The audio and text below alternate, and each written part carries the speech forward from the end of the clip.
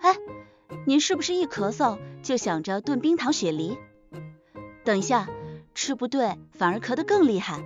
咳嗽得分2种，痰是清晰白色的，怕冷，是寒咳；痰是黄稠黏的，口干舌燥，是热咳。记住了，寒咳要喝生姜红糖水或者烤橘子，是暖着它；热咳才能喝冰糖雪梨水或者白萝卜蜂蜜水，是凉着它。分清寒热，用对食疗。您是哪一种咳嗽？赶紧收藏起来，照着吃。